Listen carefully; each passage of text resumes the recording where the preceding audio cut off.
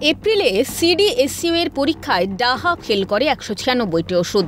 তার মধ্যে রয়েছে জীবনদায়ী ওষুধও। এরই মধ্যে রয়েছে বিভিন্ন অসাধু ব্যবসায়ীদের ক্ষতিকর আঁতাতের দায়ে বাজারে জাল ওষুধের রমরমা। আর এই ফেল ওষুধ আর ফেক ওষুধের গেরোয় পড়ে ভুগছেন সাধারণ মানুষ।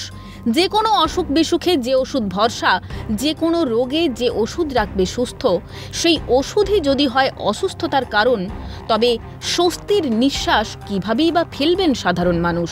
দুর্নীতির তালিকায় যদি ঢুকে পড়ে ওষুধও, তবে তো বাঁচা দায় বঙ্গবাসীর। তাহলে প্রশ্ন জাগেই, সুষ্ঠু একটা নিয়ম থাকার পরেও কিভাবে ওষুধ জাল হচ্ছে বা কিভাবে গুণগত মানে ফেল হচ্ছে জীবনদায়ী ওষুধ। তা জানতে গেলে সবার আগে জানা দরকার ওষুধ কি কি ধাপে পৌঁছয় সাধারণ ক্রেতার কাছে। সবার আগে ওষুধ তৈরি হয় ওষুধ প্রস্তুতকারক সংস্থার কাছে। সেখান থেকে ওষুধ তৈরি হয়ে পৌঁছয় ওয়্যারহাউসে। ওয়্যারহাউস থেকে ওষুধ যায় নির্দিষ্ট কোম্পানির সিএনএফে। সিএনএফ থেকে ডিস্ট্রিবিউটর বা স্টকিস্টদের কাছে, ডিস্ট্রিবিউটর বা স্টকিস্ট থেকে খুচরো বিক্রেতার কাছে এবং অবশেষে খুচরো বিক্রেতার কাছ থেকে ওষুধ এসে পৌঁছয় ক্রেতা অর্থাৎ সাধারণ মানুষের কাছে। তাহলে কিভাবে ওষুধ কেনাবেচা হয় তা স্পষ্ট হলেই মাথায় প্রশ্ন আসে ওষুধ পরীক্ষা নিরীক্ষার পদ্ধতি নিয়ে। কারণ ঠিকভাবে ওষুধের পরীক্ষা নিরীক্ষা করা হলে ওষুধ জাল বা ফেল হওয়ার সম্ভাবনা থাকবে না। আসুন জেনে নিই সেই ধাপগুলিও। প্রতিটি ওষুধের একটি ব্যাচ নম্বর থাকে। ব্যাচ নম্বর অনুসারে ওষুধটি পাঠানো হয় সরকারি পরীক্ষাগারে। সেন্ট্রাল ড্রাগ স্ট্যান্ডার্ড কন্ট্রোল অর্গানাইজেশনে পরীক্ষা হয় ওষুধগুলির। ওষুধ পরীক্ষার ক্ষেত্রে নিয়ম, যে কোনো মলিকিউল 10% কম বেশি থাকতে হবে। পরীক্ষার মাপকাঠিতে উত্তীর্ণ হতে হয় ওষুধটিকে। সিডিএসইউর ছাড়পত্র পেলেই কোম্পানি সেই ওষুধটি বাজারে ছাড়ে।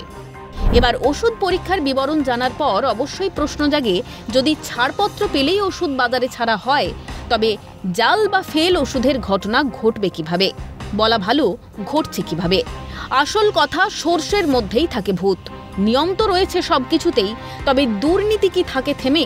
যদি অসাধুরা চায় ভুল পথে যেতে, তাই বাজারে জাল ওষুধ ছড়ানোর ক্ষেত্রেও রয়েছে বেশ কয়েকটি কারণ। অসাধু ব্যবসায়ী মেয়াদ উত্তীর্ণ ওষুধের লেবেল পাল্টে বিক্রি করে। অসাধু ওষুধ প্রস্তুতকারী সংস্থা কম দামে নকল ওষুধ তৈরি করে। বেশি টাকার অর্ডারে কম দামে ওষুধ কেনার ক্ষেত্রে অসাধু আঁতাত। অর্থাৎ যিনি অসাধু কাজ করতে চান তিনি অনায়াসেই মেয়াদ উত্তীর্ণ ওষুধের লেবেল যেমন পাল্টে ফেলতে পারেন, তেমনি নকল ওষুধ তৈরি করে বা অর্ডারে পাশ করা ওষুধের গুণগত মান কমিয়ে অসাধু আঁতাত তৈরি করে অনায়াসেই বাজারে ছড়াতে পারে জাল ওষুধ। বিশেষজ্ঞরা বলছেন, ব্যাচ নম্বর মিলিয়ে দেখে তবেই বিকোনো উচিত যে কোনো ওষুধ। মাল যখন প্রোডাকশন হয়, প্রত্যেকটার ক্ষেত্রে ব্যাচ নাম্বার ইজ কম্পালসারি। এই ব্যাচ নাম্বার দিয়ে আইডেন্টিফিকেশন হয় কোন ব্যাচ কি বৃত্তান্ত, কোন স্টেটে ঢুকছে কি। এটা ড্রাগস রুলসের বেসিক জিনিস। এই ব্যাচ নাম্বার সঙ্গে সাধারণ যারা কাস্টমার তারা হয়তো অতটা সচেতন ছিলেন না। আজকে এই প্রচারের মাধ্যমে বা আমরা এই যে ধাক্কা খাচ্ছি ফেক মেডিসিনে, তাতে এটা একদম কম্পালসান। যেমন আমার ওষুধের ব্যবসাদারদের প্রত্যেকের ব্যাচ নাম্বার চেক করেই মাল নেওয়া উচিত, ব্যাচ নাম্বার চেক করে মাল দেওয়া উচিত।